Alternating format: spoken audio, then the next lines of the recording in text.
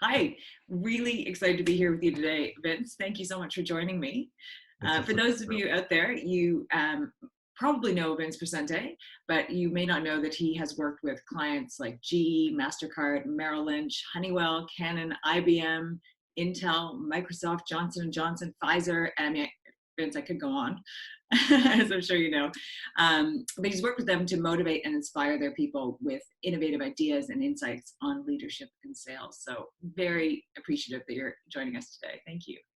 Well, you're welcome. Great to be with you. Yeah. So I guess we'll dive right in. Mhm. And the first question I have for you is, how can leaders still create peak performance in their teams right now? Because things have changed so much in the last couple of weeks. Well, I think they're instinctively realizing they have to communicate with their people. And one of those communication tactics is, and I think the default for leaders is to say, all right, what do we do? This is what we're going to do. I'm going to lead, and this is the direction we're going to go. And one of the key elements here, as we're instinctively realizing, is how are you doing? Like, how do you feel? What kinds of things are going on with you? I don't know, you get into the term emotionally, but that's the essence behind it is where are you at this point? Because it can be such a challenging place and a stopping point from them hearing anything about moving forward in tactics as we lead into the future. So starting there, and then the second piece is all the more important, that leaders are reaching out and getting feedback on the kinds of things we can do. We found with a company that I have called Radical Safety, where companies are realizing that if they do an outreach that people actually are part of the solution, then they're more active in terms of following through on those tactics. And what sort of thing can you, how can you activate that in people? What sort of, how could you get that emotional response? Yeah, the emotional response is that it really ends up being a one-on-one conversation. It's, the couple companies that I'm running, I'm spending all my time communicating.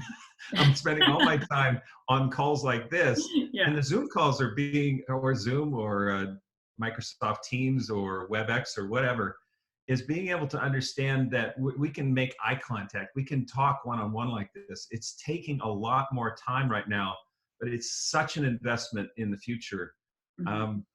One of the byproducts for our family here is our kids are, they're college age kids.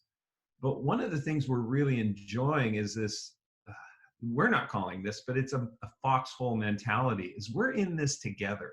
Mm-hmm. And it's because we're communicating, it's because we're touching base. And all of us are really, really enjoying that opportunity as a family, and an organization is no different. Absolutely. Well, I love that foxhole mentality. I think that's because worldwide, I mean, that's where we Yeah. all really Yeah. are. So it's about kind of Sure. bringing people in without Right. bringing them physically in. Yeah, Yeah. exactly. And so with that in mind, I mean, there are various regulations and things going on. So how do we get them, how do we get our teams to stay the course? How do we get them to just really focus and stay there with us? How do we continue to keep that motivation going? It's really a 1-2 punch. And the first punch, it's a bad metaphor, but Well, oh yeah. yeah, whack, We get but it. is to be able to identify something called the emotional buzz. Is why are we doing this? What are we in the business to do? What, by doing your job well, how will this impact you and your family? That emotional buzz for each individual that we're leading is such an important first part of this equation, because like I said, we can instantly go to saying, what do we do? But when somebody has that, it's almost like north on a compass.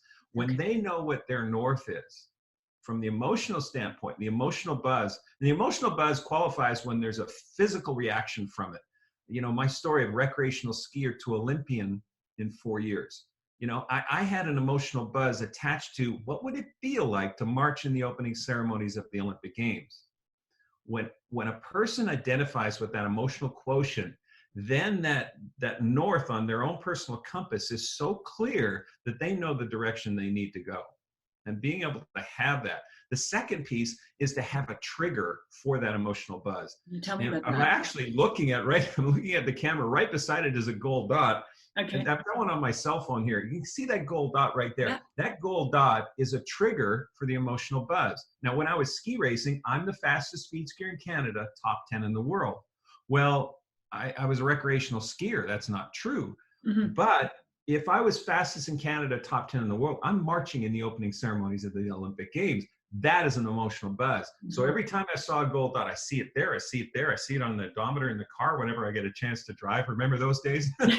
So it really is to have that gold dot. And again, it's the communication. And really, that's why we're on this call, for us to be able to facilitate everybody to identify with their gold dot. Then a leader doesn't have to lead as much. It doesn't have to work as hard to say, hey, this is the direction, this is the direction. They know what it is for themselves. Oh, I mean, that's amazing. What a great little hack, because we are all staring at our Yeah, screens for right. hours a day, much more than we have been. Isn't that true? Yeah. But that, I mean, your energy and your enthusiasm is so infectious. How can we kind of channel that now in this virtual world? How can we get your amazing on-stage presence? How can we get that into our virtual lives? Well, yeah, you There's just said people the who word need this stuff. virtually. I'm finding that there are 3 venues that are defaults now.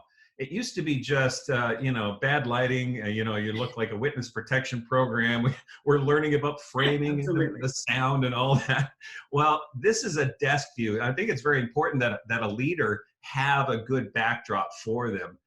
And this is just, I spend some time on what is the best angle for this conversation we're having. The second is a green screen or a backdrop. I've got that in the room right beside my office here. And my green screen is a green sheet. Okay. I just pulled the sheet off of Fantastic.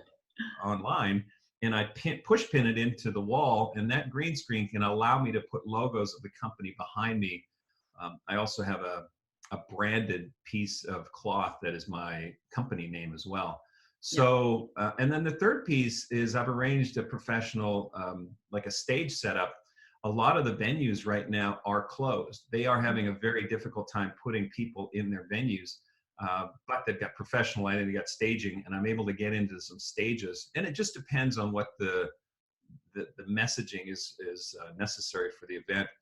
But for the resource to be able to handle that for the client, for if they want to put on an event, I've already just signed a contract. I actually just a couple hours ago that we have both options. If this event's going to happen in August in person, great. If it isn't, do you have a backup plan? And the answer is yes. So we have the option to do both, but I mean, you're still open to doing work with bigger communities online and ready to go. And I mean, that's great news. Yeah, and it's actually changed a little bit too. One of the pivots that I'm doing is team coaching. I didn't realize I was in the team coaching business until now. You know that saying from the movie "Build It and He Will." What was it? Field of Dreams, right? Yeah, build it and they will come. Yeah. Yeah. No, just build it. You can offer it, but when the client asks for it and say, "Can you do this?" The answer is yes. Let's figure it out. And so we're doing a bunch of that right now, because it's these teams being able to coalesce, which is so critical right now. Well, and right up your alley in terms of the motivation and leadership. So Vince, this is awesome. Thank you so much. I'm sure we will be relying on your leadership skills very much over the next few months. So we really appreciate it. Well, I have to say the Sweeney Agency just does such a fantastic job of focusing on the outcomes that the client's looking for. In the past, I've been doing this for 25 years, and it used to be you fill an agenda you're a speaker that comes in and fills the agenda. This focus on the outcomes that you're looking for is such a great focus. So I love working with you guys, and it's a lot of fun. You have a lot of nice clients. I haven't met a bad one yet. Neither have we, so we're really pleased with that. But thank you so much, Vince. Really appreciate it. And we'll speak to you soon. Yeah, take care.